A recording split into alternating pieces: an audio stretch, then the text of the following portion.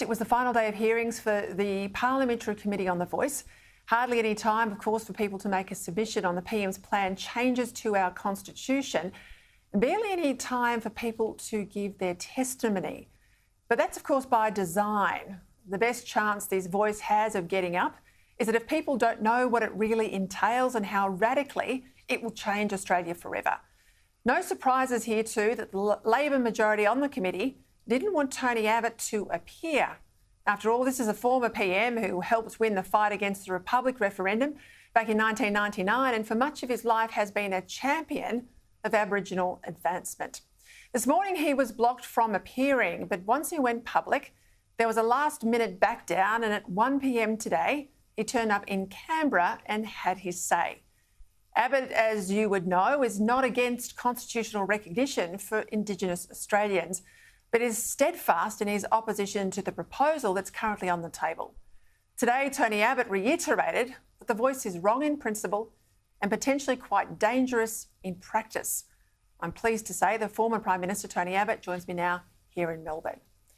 Tony Abbott, let's go to the circumstances first of how you ended up today, because originally you were told you were not welcome to give your testimony. That's right, Peter. When I put in my submission a week or so back, I asked to appear before the committee. I called and let the Deputy Chairman know that I was very keen to speak to the committee, and I was assured that that was most likely. And then I was told yesterday that that had been vetoed. Now, I don't know exactly how or why. I presume that's confidential. But look, the truth is they did relent. And let's be grateful that I did have the chance to say my piece today. It got quite testy, and I do notice that anyone who wants to debate, however rationally, the argument for and against the Voice, it's a different treatment of those in the no camp than it is in the yes camp. I want to play a little bit for my audience today. Sharon Claydon, a Labor member, basically try to infer that you've backflipped on your position in relation to Aboriginal issues. Let's have a listen. In 2017, when you were prepared to sweat blood to ensure constitutional recognition, we're in 2023. Why change? I still think it is important that we achieve Indigenous recognition, but this is so much more than recognition. This is about government. I don't want to change the way we're governed. I just want to acknowledge the fact that Indigenous people were here first. What I find interesting, a lot of the proponents for the Voice often cite you and John Howard as being in favour of what they're putting on the table. Clarify that for us. Well, both John Howard and I support constitutional recognition, and you might remember John Howard first put it on the table in the run-up to the 2007 election, and it's been the Coalition's policy ever since to have recognition. But this Voice is so much more than recognition. It's about power, as you said in your editorial earlier, and I certainly don't support the Voice, and as far as I'm aware, John Howard certainly doesn't support the Voice, and he's said some things on the record, and I assume he'll say more as time goes by. There is tremendous goodwill to Aboriginal people. There is a tremendous desire to do the right thing by Aboriginal people, but this Voice isn't it.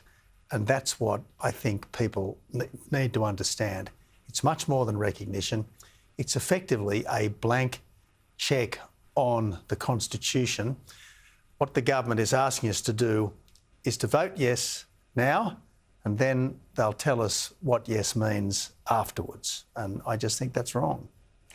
It's interesting because you get the sense that the government is trying to use a sleight of hand here. Don't ask too many questions, don't get into the detail. It's all okay because we supported and people like Tony Abbott and John Howard did.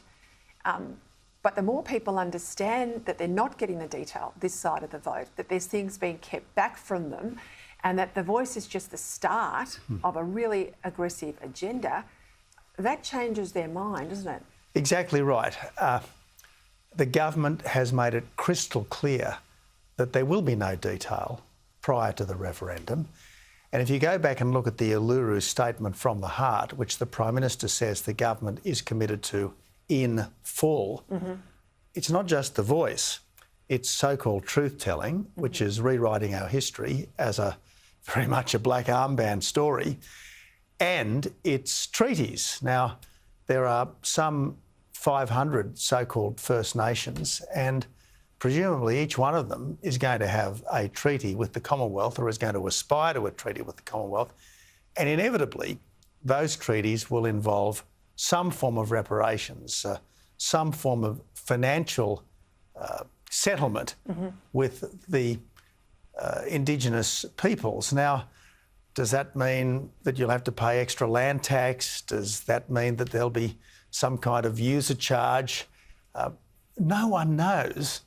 And this is exactly why this change, as it is currently proposed, is such a leap into the dark. And on something as important as the Constitution, and in a country that has been so successful up till now as Australia, let's not plunge into the unknown and put so much at risk.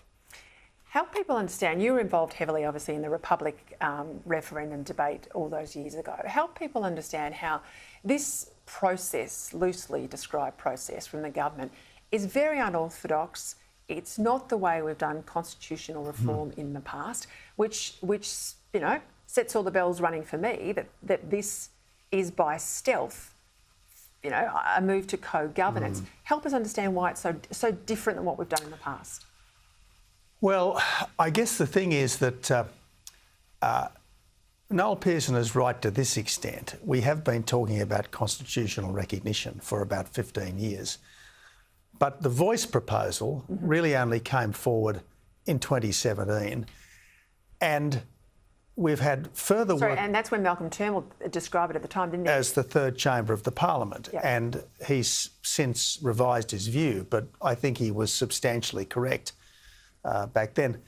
And since then, there's been further work done.